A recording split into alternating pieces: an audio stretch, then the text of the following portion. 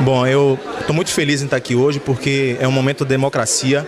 O Tribunal do Júri é um dos momentos marcantes da democracia no Brasil e nós, como estudantes de direitos, estamos aqui para exercer essa profissão que iremos atuar e, com certeza, a Faculdade Rui Barbosa está de parabéns por nos dar essa oportunidade. Evento ímpar, um evento acadêmico da Faculdade Rui Barbosa, tendo a prática jurídica em pauta no Tribunal do Júri, que é com imenso carinho e emoção que eu me sinto lisonjeado em ser convidado a participar de uma forma efetiva, fazendo com que nós tenhamos a possibilidade de fazer a justiça ser a prática do nosso dia a dia. Bom, eu quero falar que é uma grande oportunidade para os alunos da Faculdade Rui Barbosa estar participando desse júri simulado, porque é um momento que vai fazer com que nós possamos ter um aprendizado do que ocorre na vida real, né? E a gente aqui tenta justamente imprimir essa ideia do que ocorre lá de forma idêntica aqui. E vai ser muito legal essa discussão de teses jurídicas e tudo, vai ser bem interessante. Peço aos senhores jurados que o depoimento da testemunha, o depoimento da senhora Dalva não seja considerado como de testemunha, mas apenas como informações pré-declaradas. Mas que membros de defesa? Não, foi dada a contradita. Eu vou dispensar. Era só para confirmar a contradita. Senhora Dalva, muito obrigada. A senhora com outra dispensão.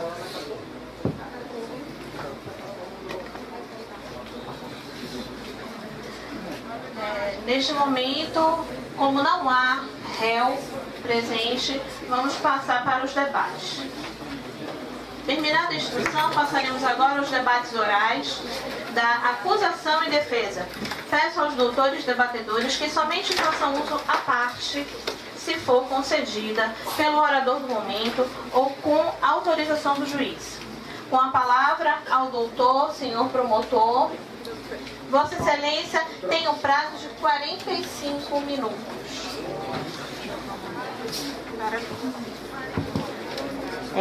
Boa tarde. Gostaria primeiramente de saudar a juíza presidente desse pleno e demonstrar aqui minha admiração pelo exímio trabalho que ela desempenha. Gostaria de igualmente também saudar a defesa e dizer que a defesa desempenha um papel fundamental na promoção da justiça, porque, ao contrário do que dizem por aí, a defesa não está defendendo o criminoso nem o crime, está defendendo o direito. Isso é muito, muito nobre. E gostaria também de cumprimentar vocês que estão compondo esse conselho de sentença. E, primeiro, eu quero desenhar a função do Ministério Público no Tribunal do Júri. O Ministério Público, ele é defensor da lei, da ordem jurídica. Ele defende a sociedade e a democracia. E é nessa visão que a gente desempenha tanto o papel de acusador como o papel de fiscal da lei. E é nesta visão de desempenhar o papel de fiscal da lei que vamos analisar se a pessoa realmente ela tem culpa daquele delito, ou se não tem, a gente pediria absolvição. Mas, infelizmente, meus caros, não é isso que a gente pensa aqui. Por quê? Porque existem diversos indícios, diversas provas contundentes de que foi o réu que cometeu o delito. E por que a gente chegou a isso? Porque, tudo bem, a defesa vai chegar aqui e vai falar para vocês: ninguém viu ele matando a vítima. Isso não é prova. Não há nenhuma prova na faca de que tenha sido ele de que cometeu. Não há prova. Mas nós não podemos simplesmente pegar e analisar de que prova só é quem viu o crime acontecendo. Prova só é uma digital. Prova é todo um rol que consiga ter uma lógica de chegar a um resultado, que foi o delito. Então, assim, antes de começar a entrar nesse mérito das provas do fato do ocorrido, eu gostaria de ressaltar a importância do Tribunal do Júri. Porque o Tribunal do Júri, ele é uma instituição que nasceu há uns 800 anos atrás, com raízes profundas e antigas, né? E ele veio na Magna Carta Libertatum inglesa. Foi uma carta que os ingleses mandou para o rei, João Sem Terra, dizendo o seguinte, que naquele momento o rei não poderia ter todos os poderes sobre aqueles cidadãos. Que o rei deveria ser limitado a certas coisas, como, por exemplo, violar a residência do cidadão. E como julgar o cidadão que cometesse um delito doloso contra a vida. Então, era uma garantia que eles tinham de que, se ele cometer um delito, não seria um juiz togado, um juiz técnico, que iria julgar e dar o veredito para eles, porque poderia ser um veredito injusto, poderia ser um veredito de acordo com o que o rei queria. Então, é isso a importância que tem do júri, porque a partir do momento que vocês, que são pessoas idôneas da sociedade, estão ali julgando uma pessoa que cometeu um delito, vocês vão dar um veredito justo, um veredito de acordo com a convicção de vocês. E é só isso que eu peço. Eu peço que vocês julguem com imparcialidade, conforme o juramento de vocês, e com a convicção do que ocorreu, dos fatos que vamos narrar aqui agora. Na data do dia 12 de janeiro, a polícia recebeu uma informação de que haveria acontecido um crime na casa da vítima, senhor Jorge, que era cabeleireiro e era decorador. Ele era homoafetivo, uma coisa normal na sociedade, ninguém pode morrer por causa disso, né? Pois é. Então, no momento que a polícia se voltou até o local do delito, encontrou ele jogado em um colchão, com diversos golpes de faca, sem vida. A casa não estava arrombada, havia o documento do réu lá. O réu deixou cair o documento, acidentalmente deixou cair o documento. E não tinha sinais de arrombamento, então provavelmente ou a pessoa tinha chave, porque inclusive é de conhecimento que o réu sabia que a chave ficava em uma moringa, ou a vítima abriu a porta para ele. Pronto. Dito isto, assim, a gente faz uma análise. O réu não existia nenhum inimigo. Não havia inimigo pro réu. Era uma pessoa normal. A vítima não tinha nenhum inimigo. Ele tinha um amor bandido, que era o réu. Um amor bandido que atirava pedra nele. Um amor bandido que batia nele, que deixava ele chorando nos lugares, porque você percebe que se a vítima ficou chorando em um lugar, é porque ela se sentiu humilhada. É uma pessoa que chora, a pessoa é frágil, assim, pelo menos em tese, uma pessoa que chora, é uma pessoa meio frágil, né? Pô, tô chorando porque ele impõe um sentimento de dominação em relação a ela. Ele, pelo menos teoricamente. Mas, por outro lado, ele era sustentado pela vítima. A vítima o sustentava e ele vivia naquela coisa, batendo nela, até que um certo dia ela não aguentou. Deu um basta na situação, como diversos relacionamentos que existem por aí. A pessoa vai aguentando, no início é amores, né? Depois começa a briga, blá blá, daqui a pouco não aguenta e para. Só que o problema é que o réu era sustentado pela vítima. O réu se mantinha com o dinheiro da vítima, porque ele não trabalhava. Ele nada fazia. Ele simplesmente ficava assistindo filme dentro de casa, uma vida muito boa, né? Então, quando a vítima parou de sustentar ele, quando a vítima terminou com o relacionamento, ele começou a ter um desempenho de seguir a vítima, ficar espreitando na casa dela, ficar umas atitudes assim, bem de que não estava conformado com a situação. Não obstante a isso, nós devemos ressaltar que o réu não nasceu no momento que nasceu o processo. O réu existe um histórico antes desse processo. Antes do delito, ele tinha uma história. E qual era a história do réu? Ele foi processado e sentenciado por um homicídio. cujo o meio que ele utilizou foi uma faca. É uma simples coincidência, deve ser alguma coisa assim. Isso não é prova, é uma coincidência, sei lá, absurda. Não, não é. Não foi. Mas a verdade é que ele foi condenado por um crime anteriormente, por uma faca. Ele matou a pessoa, também com uma faca. E tudo isso, assim, você ainda vai pensar, poxa, mas isso aí é prova de que ele fez? Bom, o fato dele ter cometido um delito anterior realmente não é prova. Mas se você corroborar a identidade dele que foi achada no local do crime, o testemunho aqui da senhora Dalva, que foi desconstituída porque a defesa parece que está querendo ofuscar a verdade de vocês. Eles querem calar a verdade, querem mostrar para vocês uma outra coisa. Então ela não quer que considere como prova aquilo ali. Mas pouco importa se vai ser considerado como prova testemunhal, o que Dalva disse. Porque vocês têm o livre convencimento de julgar de acordo com a convicção de cada um. Vocês só bastam pensar.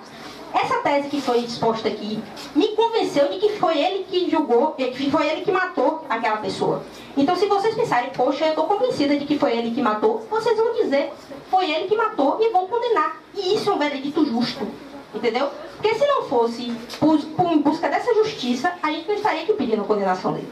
Agora, não podemos aceitar que uma pessoa que já seja tendente socialmente a cometer delitos venha ficar impune de uma coisa, de uma barbaridade dessa que ele cometeu.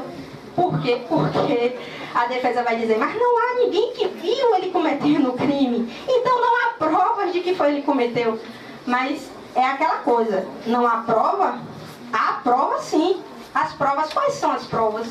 As provas são os testemunhos das pessoas, são a forma como ele já agiu, a forma como ele agia, a agressividade dele, a ameaça dele. Tudo isso é levado como prova. E existe um doutrinador italiano que ele fala, o nome dele é Henrique Ferri, que ele fala que a rainha das provas é a lógica. E é justamente por isso que a gente pede absolvição.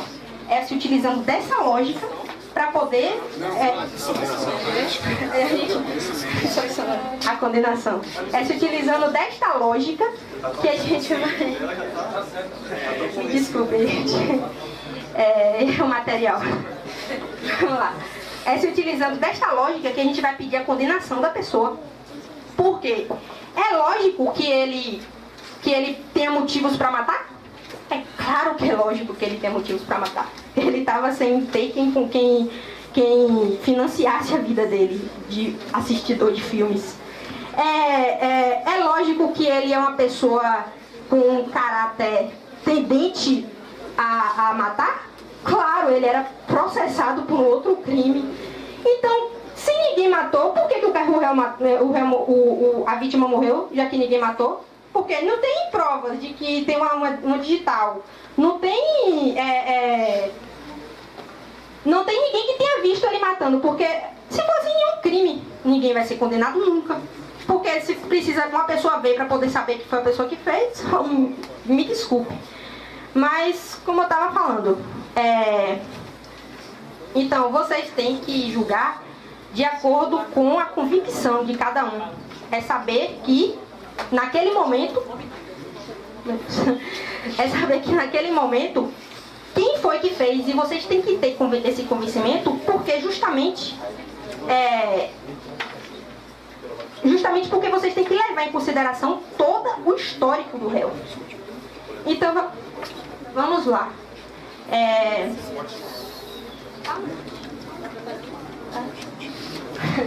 Então vamos lá. No dia 12 de janeiro, o réu foi encontrado morto. Você percebe que no laudo tem dizendo de que o réu, a vítima foi encontrada morta. Jorge foi encontrada morta. E você percebe que no laudo tem dizendo que ele houve cortes no braço, porque provavelmente no momento da facada ele tentou se defender. Uma veia cava também foi que cortou a veia cava e foi um motivo do assassinato. Várias perfurações. E você percebe que ele se utilizou de uma forma assim, meio cruel, porque uma coisa é você querer matar outra. Meu avô já dizia que uma pessoa para poder matar outra com revólver é até fácil, né? Você chega aqui, aperta um gatilho, matou, até no susto você mata. Mas para matar com a faca, você tem que ter sangue no olho. Porque imagine, você pegar uma faca aqui, pá, aí não dá satisfeito não, só Senhora membro do Ministério, por favor, a defesa pediu uma parte.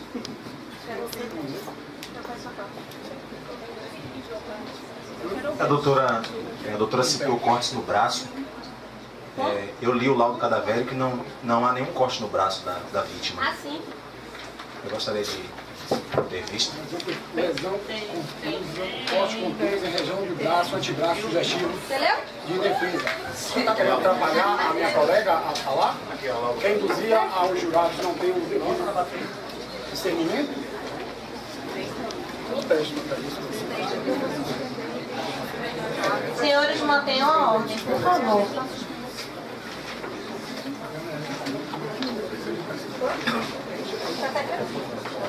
Bom, a defesa está tentando tumultuar, mas vamos lá, a gente não precisa disso para poder ganhar um jogo, né? Vamos lá. Então, assim, como eu estava falando, eu estava na parte de que a pessoa tem que ter muito sangue no olho. Isso aqui para os senhores. A pessoa tem que ter sangue no olho para matar uma pessoa de faca, né? Porque você dá uma facada, tem um corte, fala, pô, não, um corte é facada qualquer pessoa dá. Mas dá uma facada, dá duas facadas, dá 3 facadas. Por favor, pela ordem. O membro da defesa, por favor. Senhor membro da defesa, pela ordem. Como assim? Não, pode levar. A própria juíza não está deixando. Senhores, por favor. Deixa a juíza ver, deixa a juíza ver. Por favor. O senhor membro da defesa, por favor. Eu pego o seu documento e levo até o senhor. Por favor. É isso. Eu quero pegar o meu documento. Esse documento é meu. Ele está impedindo que eu peça uma coisa aí, viu? Apesar de você botar nada aqui em cima. Tirar espaço. Por favor. Plateia, por favor. É o laudo cadavérico. Tá aqui?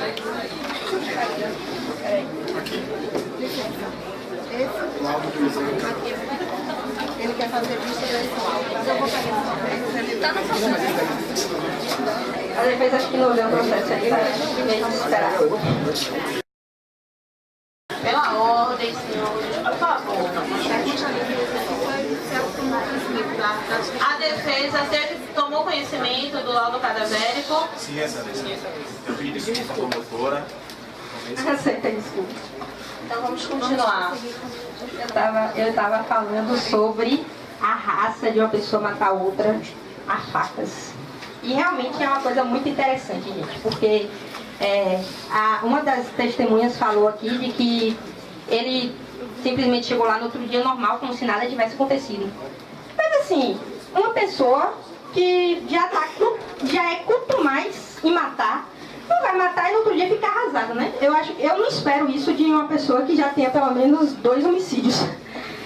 E é uma pessoa ainda mais 2 homicídios de faca. Uma pessoa que mata a outra a facadas, com certeza não tem o tipo de espírito de ficar arrasado porque matou. E ninguém vai matar acidentalmente uma pessoa a facadas. Também isso não existe. Então...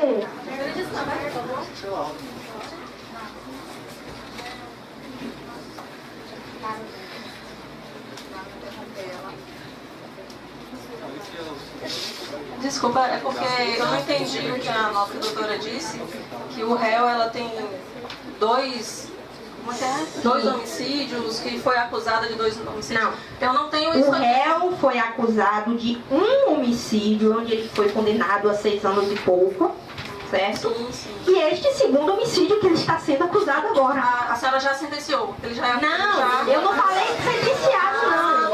Eu falei a pessoa que faz é o porque da forma que a documento. senhora falou, parecendo que ele tinha passado por 2 homicídios. Foi um Desculpe, homicídio. foi só um nome dele. Só para deixar claro e não confundir as pessoas. Segunda vez, se você tem que É porque interrompimento da acusação. Para tumultuar Estamos no o nosso júri e influenciar o voto do direito. jurado. Estamos no nosso direito de esclarecer. Ordem, senhores. Então, eu vou ser mais clara, eu vou ser... Ordem, senhores, por favor. Então, eu vou ser mais clara possível. Ele foi condenado por um homicídio, que foi por facas. Ele foi condenado. E está sendo acusado por esse homicídio. Então, o que foi que eu quis dizer, em outras palavras? Eu quis dizer de que uma pessoa que comete um primeiro delito com facas e depois comete um segundo delito, porque eu estou afirmando que ele cometeu este delito. Eu estou afirmando isso aqui, porque a convicção eu tenho disso. Senão eu não estaria aqui pedindo a condenação dele. Então, diante disso, eu não esperava que ele chegaria no outro lugar, na casa da costureira, e dissesse assim, poxa, eu estou arrasado porque eu matei ontem o cara que me sustentava a facada. Eu estou muito arrasado. Claro que não, ele vai chegar lá como se nada tivesse acontecido. Isso não é prova de que ele não tenha cometido o delito. Pronto, já. Pois é. Então, meus caros, eu quero dizer para vocês isso. É de que existe todo um rol probatório de que foi ele que cometeu o delito. Porque existe testemunha falando do comportamento dele, existe a forma como ele se portava depois que terminou o relacionamento. Então, tudo isso é um arcabouço, é um histórico de que corrobora para poder mostrar para vocês de que não é ilógico o que a gente está pedindo, muito pelo contrário. É o mais lógico. O ilógico seria dizer que ele é inocente, porque ninguém viu o que ele fez. Não basta uma pessoa ver. Não precisa uma pessoa ver. Só pode ser condenada uma pessoa que viu que a outra cometeu o delito. Se fosse assim, nenhum crime, então tudo bem, eu quero agora matar uma pessoa aqui. Eu vou matar, mas eu não vou ser condenada, sabe por quê? Porque eu vou matar no escondido. Eu vou chegar a pessoa aqui, escondido, vou esconder bastante. Aí eu vou pegar ela e levar ela lá pro matagal, matar, ninguém viu. Ninguém viu, e aí não tem provas de que foi eu que matei. Aí é meio assim, ilógico, né? Mas como eu estava falando, então assim, você percebe que o crime que ele cometeu foi um crime com requinte de crueldade. Porque uma pessoa que mata a outra facada, ela é cruel. É uma pessoa que ela não morre no momento. Ela vai morrendo aos poucos, a pessoa recebe a facada e vai ali morrendo, vai percebendo, poxa, eu tô aqui morrendo agora e vou perdendo sangue, vou sofrendo, agonizando, até o momento que eu perco a consciência e morro. Então uma pessoa dessa é uma pessoa cruel. É uma pessoa que não é merecedor de estar nessa sociedade. Porque, veja bem, o dever de nós, da sociedade, é analisar o perfil daquela pessoa que descumpre uma lei, tirar essa pessoa da sociedade e fazer com que ela não é bem castigada, mas ela seja punida de uma forma que ela possa se arrepender pelo menos um pouco do que ela fez. Não podemos permitir que uma pessoa que simplesmente cometeu o delito que cometeu, simplesmente sai por aí impune, sai por aí como se nada tivesse acontecido. E é justamente esse o papel que entra vocês. E é por isso que eu peço que vocês escolham, vote para que ele seja condenado pelo delito que ele cometeu. Porque esse tipo de injustiça, esse tipo de atitude não pode ser permitida, não na nossa sociedade.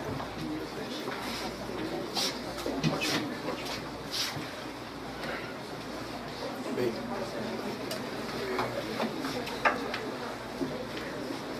excelentíssimos senhores juízes, excelentíssimos senhores jurados, excelentíssimos colegas de defesa também e colegas de acusação. Estamos aqui hoje. O primeiro momento que eu tenho a falar é o seguinte: eu reitero tudo que minha colega de acusação, a doutora Paula, falou. A gente tem que analisar o caso, não especificamente só no momento do que aconteceu, porque particularmente a gente tem que saber a história. Tudo tem uma história, tudo tem um início, um meio, infelizmente, um fim. A gente tem que partir do princípio de que no depoimento, nos indícios, tudo vai montando um quebra-cabeça que chega ao mesmo fim em duas histórias que são diferentes. Ele foi condenado em um caso anterior e acusado no mesmo modus operandi, sendo que no primeiro caso foram 11 facadas. Não é uma coisa simples, é como a colega disse. Para se matar uma pessoa dando tiro é muito simples. Para se matar uma pessoa dando facadas, tem que ter sangue no olho. A gente tem que partir do princípio de que as desavenças tinham. O relacionamento não estava mais o mesmo, passou o tempo. Ele aceitava acabar o relacionamento? Claro que não. Por que ele não aceitava? Porque era notório que ele vivia às custas da vítima. A vítima trabalhava como cabeleireiro, a vítima trabalhava como decorador, a vítima era um trabalhador, acredito que como todos aqui presentes, porque como o acusado não se encontra, já mostra que tem alguma coisa assim que não bate. Eu particularmente acredito que quem não deve, não tem. Se eu tenho que responder pelos atos, eu respondo de frente. Eu acho que faz parte a gente assumir os atos que a gente faz. Não simplesmente faz, corre, foge, depois não aparece, ninguém que encontra, depois arranja alguém para o outro dia aparecer e dizer.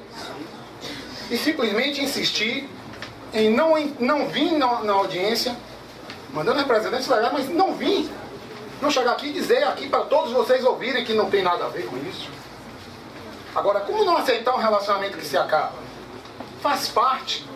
Todas as pessoas têm autonomia em o livre-arbítrio de querer terminar ou continuar o relacionamento de acordo com suas convicções.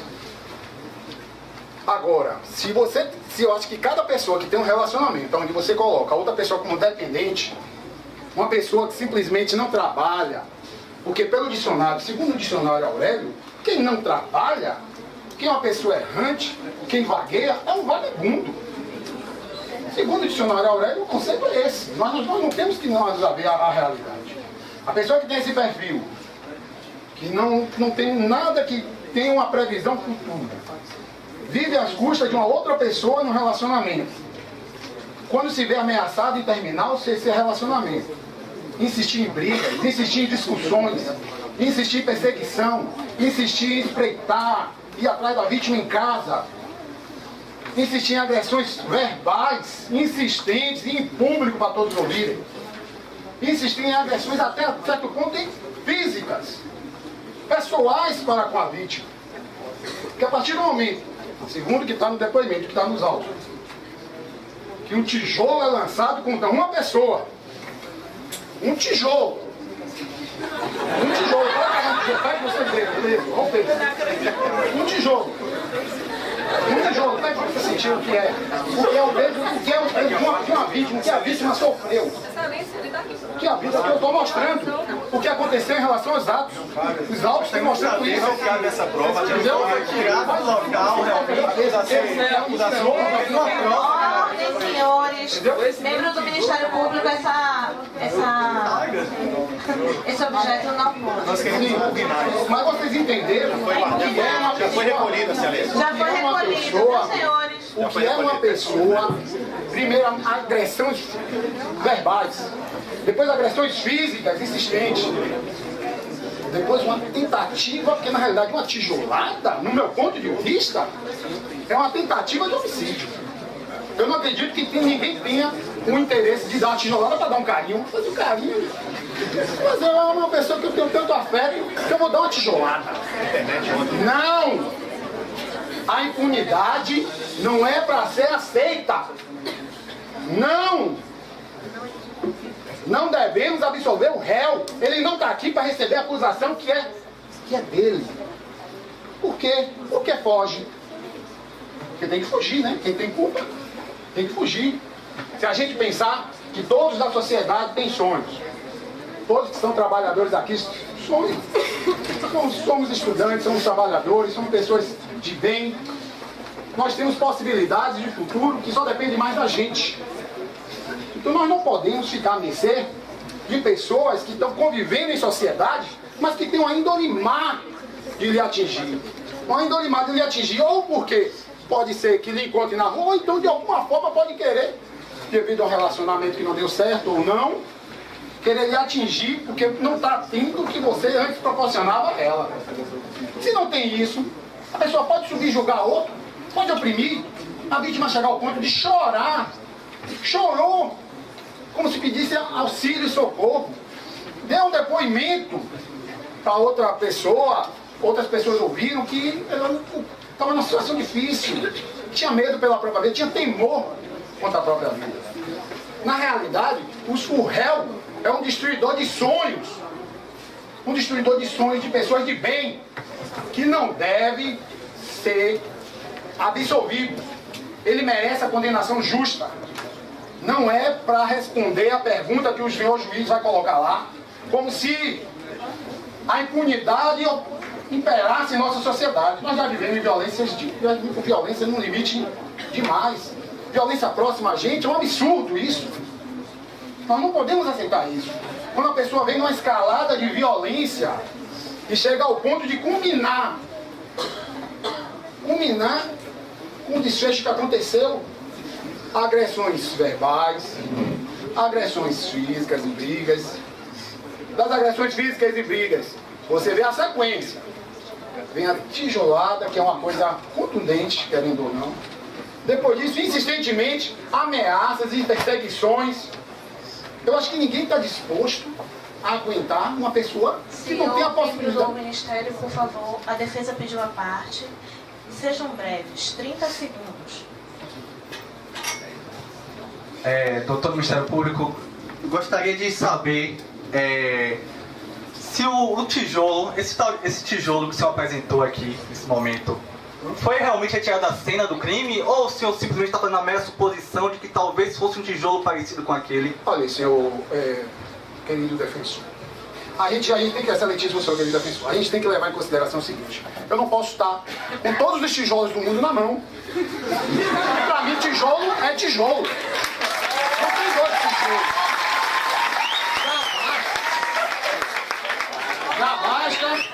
Já basta.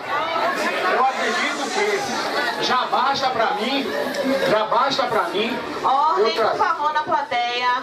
Senão o júri vai ter que ser suspenso. Por favor, senhores. Silêncio. Eu acredito que esse parâmetro que eu trouxe como referência dá a verdadeira dimensão de quem recebe uma tijolada mal intencionada, com a intenção mesmo de atingir a vítima. Porque quando o réu tinha interesse disso, ele já tinha sangue em uma das mãos. E ele estava intencionado a ter sangue na outra. Ele queria, na realidade, a próxima vítima. Que pode ser qualquer pessoa. É isso que é a intenção. O tijolo por si só não é um fato relevante. A gente tem que ir lá buscar, procurar no dia qual é o tijolo. Isso não. É bom mostrar isso. O tijolo, na realidade, é a impunidade. Não devemos ser coniventes com doutor, o caso. Eu gostaria de dar um ponto. Ligando o que o senhor estava falando, eu quero saber simplesmente se realmente aquilo é um tijolo, parece mais uma parede de concreto que o senhor trouxe aqui. Olha, eu acredito que nós somos estudantes de direito, em primeiro lugar. Nós somos aqui, representantes do Ministério Público. Está encerrado, uma parte da defensoria já está encerrado. Por favor, continue. Posso prosseguir, né? Olha, eu acredito que o que eu trouxe na realidade é para demonstrar que todos sabem o que é o tijolo. Isso não precisa mais dizer. E se alguém defere a mim uma tijolada, eu acredito que ele não vem me tratar com carinho. De alguma forma, eu acho que vem me atingir de uma forma negativa. Não é uma pessoa que vem mal intencionada. Agora, se essa pessoa vem numa crescente de agressividade física, verbal, vem numa crescente de uma agressividade física e perseguição, vem numa crescente de a gente ter a noção de que ele já tem aquela vontade de acertar, de acertar quem não está ali proporcionando o que ele tinha antes. Muito fácil deitar no sofá e ficar vendo filme.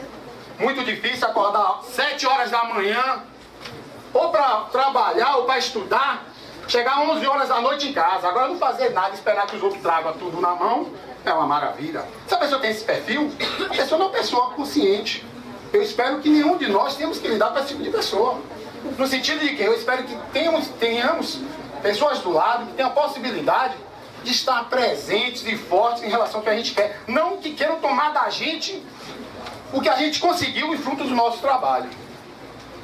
Porque quem já foi acusado e condenado em um caso semelhante com 11 facadas, agora acusado em outro, com 3 facadas, sendo com histórico de agressões verbais, perseguição, espreita, tijolada no sentido de querer atingir, talvez até, eu acho a vítima temerosa, não quis dar queixa, mas poderia ter dado. Temerosa, porque ela mesmo foi confidente, ela falou, ela mostrou, chorava, ela era uma pessoa de certa forma assim sensível, apesar dela ser a provedora dessa relação. Mas uma provedora que não tem que ser escravizada por quem quer matar ela. Não, ninguém está aqui para escravizar ninguém. Eu acredito que a gente tem que ter livre-arbítrio para a gente ter consciência dos nossos atos e poder decidir o que a gente quer, independente de ser subjugado, independente de ser influenciado a querer aceitar de qualquer jeito que pessoas maldosas, pessoas que já têm intenção de agredir ou de acertar alguém, vindo em nossa intenção. Nós somos pessoas trabalhadoras que temos tudo pela frente. Não podemos ficar à mercê de pessoas que têm um comportamento desvirtuoso dentro da sociedade. Aliás, viver em sociedade precisa de regras. Não é para ninguém agredir ninguém, não é para ninguém subjugar ninguém, não é para ninguém ameaçar ninguém, não é para ninguém, seria o ideal, não é para ninguém ter nenhum tipo de desavença. Mas fazer o que se tem essas pessoas? A gente tem que aprender a mostrar a ela que existem regras, não é para fugir. Não é para fugir, não é para você procurar, cadê o réu? Não é pra gente ficar nessa incógnita, nessa interrogação dali. Nosso colega Pela senhores. Não, eu tô falando pro réu. Senhores, eu interfiro a parte da defesa. É a 4ª vez que o senhor está interferindo. Aguardem que os senhores terão o momento exato para mostrar a tese de vocês explanarem bastante. Membro da defesa, por favor, senhores. A cadência, a escala de violência, a sequência ordenada e programada, ele planejou. Teve uma programação e planejamento, ele espreitou, ele seguiu, ele ficou esperando o melhor momento. Ele indagava a vítima, ele procurava a vítima. Em alguns momentos a vítima, por ser sensível, podia até conversar. Mas ao mesmo tempo que ele dizia que ele queria que ela voltasse com ela de qualquer jeito. Que ela não tinha vontade própria, não. É pra fazer o quê? Se alguém lhe diz que ninguém tem vontade própria, nós temos que ter consciência de que a gente precisa impor o nosso brio, a nossa ética, a nossa moral, não se subjugar a ética e moral de pessoas que são acusadas, pessoas que têm a mão suja de sangue uma vez. Uma pessoa que não trabalha, que não tem nenhuma possibilidade de você dizer assim, não, pessoa que tem um futuro forte, não. A pessoa simplesmente está desvirtuada, a pessoa não tem nada, não tem o perfil correto. Uma pessoa que está do lado da pessoa ali se aproveitando. Quase, se fosse em outros tempos, eu quase dizia até um gigolô, mas não chega a ser isso. Eu acho que é uma pessoa que não tem mérito, não tem nada. Uma pessoa que simplesmente só quer tirar financeiramente o proveito do trabalho da pessoa que está ao lado. Um verdadeiro parasita que não está nem aí para o esforço que o outro está tendo em trabalhar e matar o seu tempo correndo atrás do pão de cada dia. Não! Ele está esperando o pão pronto, está esperando tudo lá em casa. Ele quer que traga, quando terminar o filme, ele possa comer, estar à vontade. Agora, quando terminou isso e o dia foi passando, primeiro dia acabou. Poxa, acabou o primeiro dia, não tem. Não, mas aí ele vai voltar para mim. Não, mas o segundo dia tem de novo. Não tem nada. Ele vai atrás da vítima. Volte! Não volta. Insiste. Você tem que voltar. Nada. Ele começa a ameaçar, a agredir. Não chegar ao ponto de simplesmente tentar contra a vida da pessoa. Primeiro brigas, discussões, você vê a sequência, ó, uma sequência crescente. Uma sequência crescente de intimidação. Na realidade, a intenção é intimidar quem está ali do lado. Mas simplesmente dar a possibilidade de ele dar ali o que ele quiser. Agora, depois que ele já sujou uma mão de sangue, ele bota a outra, suja também. A intenção dessas duas mãos de sangue, já que não tem outra vítima no momento que aquilo já aconteceu. Se tiver essa impunidade, é uma coisa que a sociedade não deve aceitar. Não devemos aceitar a impunidade para quem faz isso, para não ter a possibilidade de acontecer, de termos que passar o risco de talvez qualquer pessoa ser outra vítima potencial de uma pessoa desse parâmetro. Uma pessoa que tem um perfil que na realidade não contribui pela sociedade. Não contribui. Contribui em quê? Uma pessoa que está vendo filme. Ah, não, acordei 12 horas do dia para ver um filme. Agora eu vou dormir um pouquinho, eu tô cansado. Tá cansado! Viu o filme e tá cansado, tô cansado. Não faz nada. Nada, a pessoa que não tem perfil de nada. Nós devemos defender a sociedade de uma forma correta. Nós devemos ver a sequência dos fatos, dos indícios, do depoimento. Nós devemos ver a sequência do que está se mostrando. Briga, desavença, choro da vítima. A vítima sendo intentada, a vítima sendo agredida verbalmente. A vítima sendo agredida fisicamente. A vítima um atentado, o tijolo. Além disso, continuou a insistência. A espreita da casa da pessoa, ó, cercando, procurando ver uma brecha para poder cercar. E no dia do fatídico fato, o documento dele estava lá e não tinha nenhum BO de delegacia, nem nada, dizendo que perdeu o documento. Não. Foi encontrada a identidade. Depois que é muito fácil para matar, fazer o que tem que fazer e sair correndo e esquecer do que tem. Ou então deixar cair. É muito fácil. É muito fácil a pessoa se esquivar de responder pela verdade. É muito fácil a pessoa não apresentar aqui perante a gente para se defender. Muito fácil isso. Quem não deve, não teme. É uma frase que eu conheço. Eu sei que é uma frase que diz a verdade em relação a tudo. Então, para fechar, não deixe que a impunidade impere em nossa sociedade. A violência... 10 minutos. 10 minutos? Ótimo. Eu acredito que todos aqui têm a possibilidade de se desenvolver em várias situações em relação à vida que a gente opta ou escolhe, né? Eu acho que se a gente escolhe ser trabalhador, a gente tem um perfil em batalhar, de correr atrás. Mas quando a gente não escolhe ser nada, é nada que a gente vai. A gente só colhe o que planta. Agora é muito bom colher o que os outros plantou. É injusto. E quando a gente vai ter esse ato sorrateiro de querer forçar o outro vir a passar o que tem de posse, o que tem de bem, o que tem de bom, para que só a pessoa fique com aquilo e tire da vítima a possibilidade de ser um ato sorrateiro. Isso não é de uma pessoa que tem uma índole boa. A maldade, a malícia, aquela coisa de querer ficar ali esperando, espreitando o momento ideal, isso é o predador atrás da caça. Isso é o potencial que ele tem de simplesmente se desenvolver. Se desenvolver de uma forma agressiva, que deu a possibilidade dele subjugar ou tentar subjugar quem quer que fique no intermédio entre o objetivo dele, que era a parte financeira. É muito bom ter boa vida e não precisar acordar às 7 horas da manhã. É muito bom ver filme. Mas cadê a responsabilidade? Cadê o perfil de uma pessoa correta? É muito bom querer subjugar quem está no relacionamento. É complicado a pessoa que está no relacionamento ter que aceitar uma postura de que não faz nada.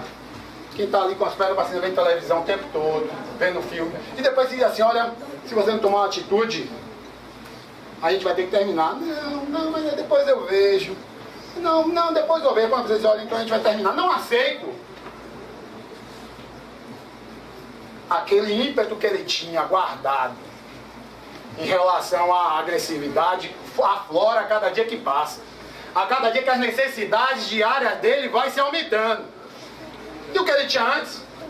Não tem mais. Quem provê? Ninguém. Ele vai atrás de algum trabalho, fazer alguma coisa? Não. Ele vai perseguir a vítima. Ele vai atrás da vítima. Ele fica espreitando onde é que ela está. Ele vai para casa da vítima. Ele fica olhando no... Ele agride, ele discute. Isso tudo, na realidade, só vem a mostrar o seguinte. Todos nós vivendo em sociedade, nós temos conceitos e visões que, na realidade, devem convergir para um ponto só, de justiça. O papel da sociedade vem em cima da justiça, não da impunidade. Não! Não deve absolver o réu que não está ali. Não, ele não está aqui para dar atenção a vocês, para dizer a vocês a verdade, para dar um depoimento. Ele não está aí, procura, quer até falar, perguntar a ele alguma coisa. Não tem. Ele simplesmente se esquiva, ele vai embora. É uma coisa que, isso é um perfil de quem fez e ó, quero ir embora. Eu não vou ficar na frente não, que o que vem depois é pior. É a mesma coisa, sabe o quê? Um ditado que diz que é muito fácil matar, às vezes, um elefante, mas é difícil remover o corpo. Porque o que vem depois da morte, ninguém quer encarar. Ele quer, ó, se sair, ele não quer estar ali. Não quer responder pelos seus atos. Ele não quer, perante a sociedade, que não é o primeiro caso em relação a ele, é uma mão suja de sangue, outra mão também. Peço licença ao senhor promotor, o seu tempo, só faltam 5 minutos para esgotar. Bom, ótimo. Tudo isso, na realidade, que eu estou dizendo é o seguinte: o perfil dele, na sequência de tudo, mostra não só que, no momento do crime, mas os indícios, as razões, segundo ele, é que levam à lógica de que tudo ali está mostrando que quem veio em direção tinha intenção, sim, tinha um ânimo necante, tinha um ânimo de matar, já tinha uma mão suja. Quando já teve a primeira iniciativa, já teve um intento, a outra é muito mais fácil sujar. Difícil é fazer a primeira vez. Mas quem já fez, a segunda é uma consequência. É só provocar a fúria que tem dentro dele. É só provocar aquele momento de desequilíbrio que o tempo faz com que ele, ó, vá potencializando. Passa um dia, passa outro, ele vai atrás. Cadê? Tem que voltar. Não, tem que voltar. Não, eu não quero mais. Não é assim, tem que voltar. Gente, não. Todas as pessoas têm direito de ser e estar da forma como querem. Conscientemente e tendo a escolha de suas vidas em primeiro lugar. Agora, não se subjugar ninguém. A sequência, o intercrimes que a gente vê, é isso. A gente vê na realidade, no primeiro momento, uma cogitação em relação ao crime, que a gente vê ali aquelas brigas, aquelas discussões, aquelas agressões verbais, uma agressões físicas, uma tentativa inicial, uma tentativa contundente. Não é uma tentativa simples, é uma coisa agressiva. Que eu espero que ninguém daqui passe. Depois disso tem um preparo em relação ao caso, que ele espreita, ó, tá cercando, tá vendo a possibilidade, o melhor momento de ataque. Porque quem já fez uma vez, sabe que ele tem que ter mais cuidado, porque ele tá ali, ó, esperando, segue, vai ver. Depois executa e consuma o fato. De uma forma covarde, porque foge, depois até aqui foge de novo. Não se encontra aqui para responder o que falou, o que fez. Não se encontra, não foi nem encontrado pelos investigadores em relação ao inquérito recebido. O que vale é que a gente tem que ser contra a impunidade. Ninguém está aqui para subjugar ninguém.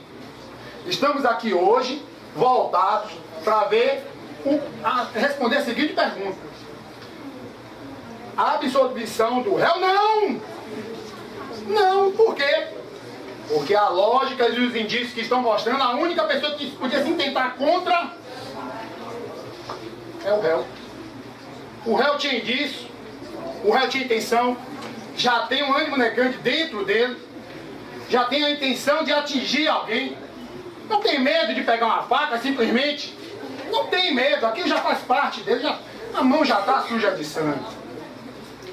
Eu não tenho a minha mão assim, eu nunca, minha índole não é essa. Mas quem tem a mão suja de sangue, é muito fácil correr atrás, subjugar ou querer forçar os outros em alguma coisa. Entendeu? Não, a gente não pode aceitar a impunidade na sociedade. Entendeu? A sociedade precisa que vocês que são representantes tenham consciência de toda a história. Que sabem que a história que aconteceu com essa vítima que perdeu a vida. é uma história que precisa de resposta, e essa resposta é não. O réu, que já tem essa mão suja de sangue, e é acusado desta outra, ele precisa responder pelos atos dele. O voto que o júri deve dar é não. Tem que ser não à impunidade, não a subjugar as outras pessoas, não a não fazer nada, a não trabalhar, não a nada que não preste em relação à sociedade. Eu acredito que essa é o veredito que todos da sociedade querem e sabem que esse que é o verdadeiro benefício para a sociedade. Eu agradeço a oportunidade.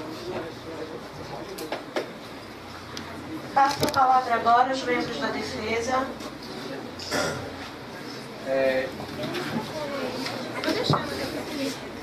Não, tem um microfone aí. Sem fio. Boa tarde. Em nome do Corpo de Defesa aqui presente, nós saudamos as senhoras juízas, excelentíssimas senhoras juízas, presidente da mesa, as excelentíssimas senhoras juradas, que são as verdadeiras juízas de fato de direito aqui nesse momento, com a esperança de que nós sentimos o réu Ailton Góes, por ele ser uma pessoa realmente inocente. Também saudamos aqui nossos excelentíssimos colegas do Ministério Público e a todos aqui presentes. E assim como nossa colega do Ministério Público falou, eu abordo aqui a importância do júri para a sociedade, para o cumprimento da justiça, previsto na Constituição Federal, previsto no Código de Processo Penal. Nós temos o júri como o instituto de julgamento mais puro no ordenamento jurídico como um todo. Nós pretendemos aqui suscitar, levantar e redimir todas as hipóteses de dúvidas que possam oferir do caso em questão acerca da inocência do nosso cliente, senhor Ailton Góes. Gostaria também de abordar um ponto aqui acerca do nobre professor Guilherme Souza Nutti, em que ele, em seus ensinamentos, aborda o surgimento da nulidade de processo posterior à decisão de pronúncia, que, como bem sabemos, no processo, o próprio Ministério Público, ele suscitou a impronúncia do réu. Ou seja, nem o próprio Ministério Público tinha certeza da autoria do réu no fato em questão. De tal modo, nós, assim como preza o excelentíssimo Guilherme Souza Nutti, apelamos para tal corte acerca da decisão de pronúncia,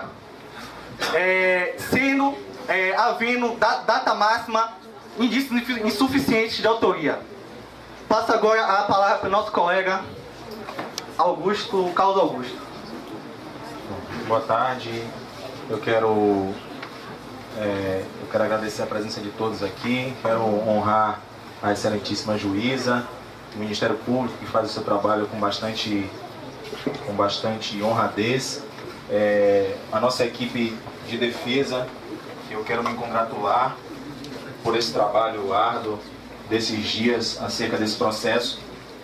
Quero lembrar de início a fala do Ministério Público, que pediu a absolvição no início da fala da doutora, e acredito que isso está no subconsciente deles, a absolvição. Também quero dizer que foi contada uma história muito bonita aqui, pelo doutor promotor, com a máxima data venia, uma história apelativa, uma história em que ele utilizou algumas fábulas para, de alguma forma, impressionar o coração das excelências que são jurados, que hoje estamos aqui em um momento único da democracia. O tribunal do júri é um momento onde a democracia é feita de forma suprema. Não é à toa que o Instituto da Plenitude de Defesa é executado nessa instituição que é o Tribunal do Júri.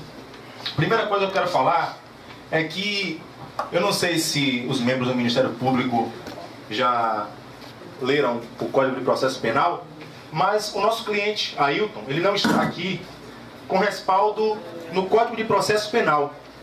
O Código de Processo Penal diz que o acusado ele pode se tornar oculto.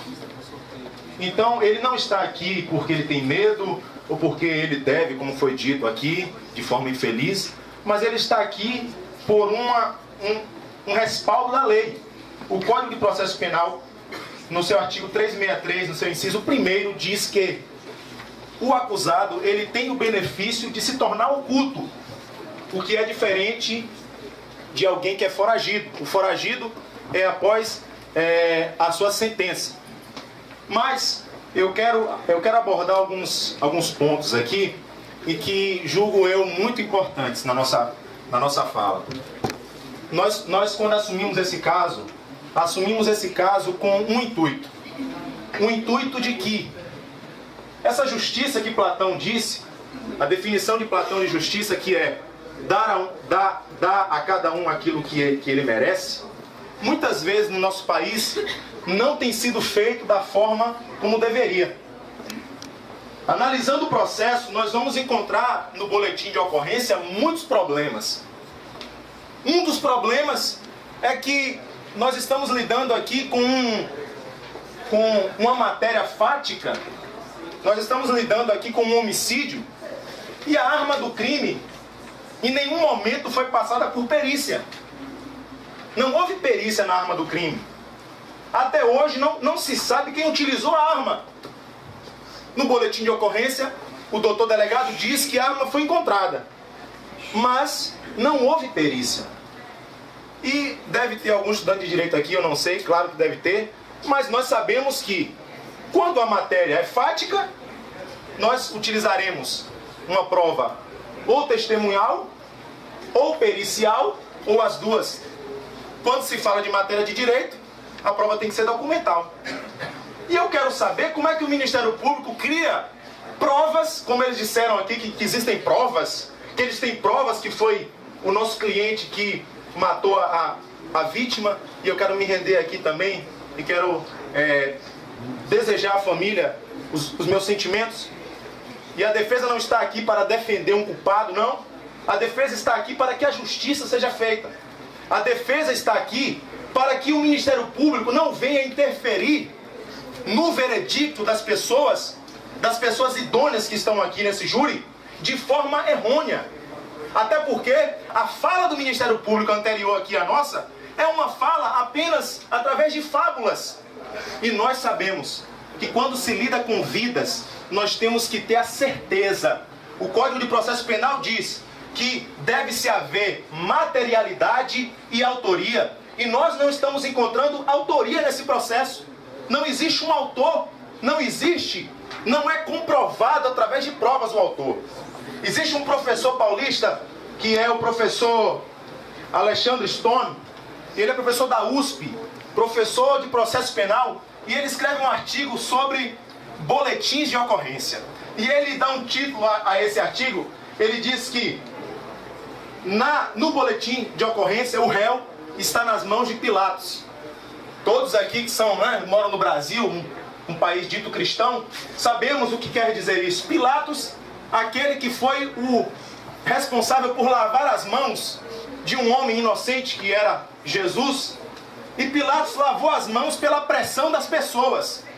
As pessoas estavam pressionando ali, dizendo: tem que crucificar Jesus, crucifica, crucifica. E Pilatos, que tinha o poder de decisão, o poder que vossas excelências têm aqui hoje, o poder de mudar a vida de alguém, o poder de ou pôr essa pessoa em uma situação de massacre social, ou de tirar essa pessoa desse momento.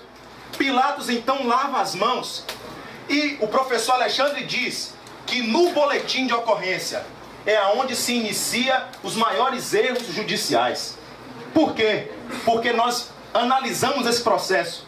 E esse boletim de ocorrência, de onde se inicia a denúncia, que logo depois há uma impronúncia, esse boletim, ele é falho, ele é defeituoso. Como se denuncia alguém de onde não existe provas de autoria? Vocês, excelentíssimos jurados e vocês aqui presentes, vocês viram em algum momento aqui o Ministério Público arguir uma prova? Citar uma prova? Eles trouxeram aqui um tijolo, que até parece mais uma brincadeira, né? Eu acho que eles estão brincando aqui com a gente, porque é uma coisa até irônica. Mas eles não trouxeram provas. E nós, a defesa, nós queremos expor a vocês, expor com argumentos sólidos, que o nosso cliente é inocente. E que quando vocês forem colocar, quando vocês forem assinar as cédulas, o sim tem que ser assinado. Porque o sim vai fazer com que a justiça de Platão, dar a cada um aquilo que lhe merece, venha a ser cumprido aqui hoje. Nós não podemos deixar que a pressão da mídia, que a pressão de outras pessoas, que a pressão de testemunhas que nem sabem quem viu, de testemunhas que não sabem o que estavam falando, venham fazer com que um inocente seja posto em uma cadeia. E para eu encerrar minha fala e dar a continuidade à fala do meu colega da defesa, eu quero apenas dizer que nos autos, na página 214, o Ministério Público declara que é inexistente, que não há indícios de provas. O próprio Ministério Público, que nessa fala mais atrás aqui contou essa história, essa fábula para vocês, eles declararam na página 214 dos autos que não há indícios que o nosso cliente é culpado, que o nosso cliente foi o autor do crime. Com a palavra, meu colega Mano.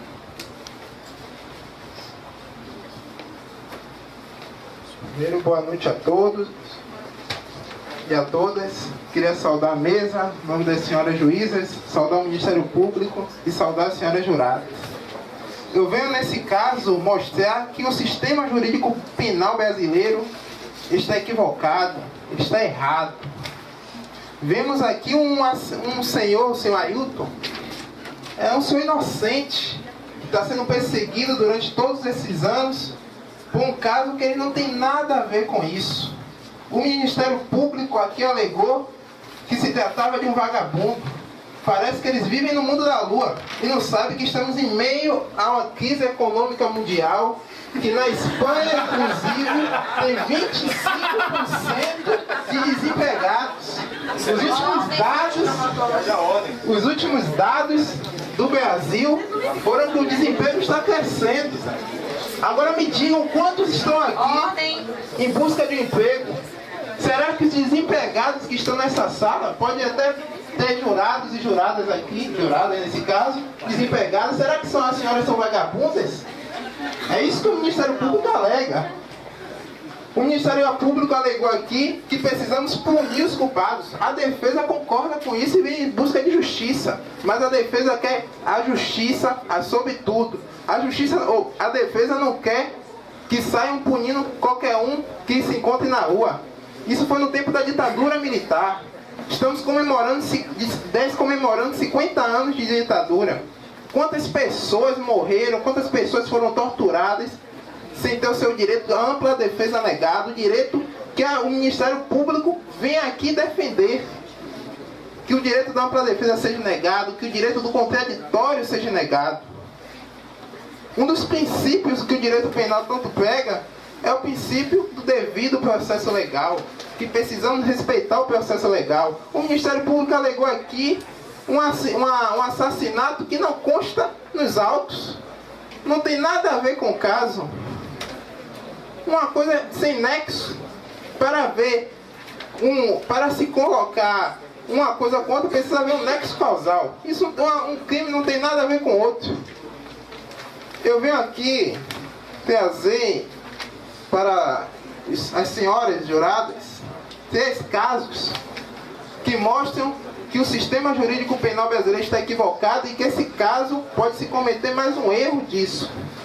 Eu venho trazer aqui o caso dos irmãos Naves, que foram condenados a 16 anos e 6 meses de reclusão por terem, segundo o Ministério Público, matado o seu primo.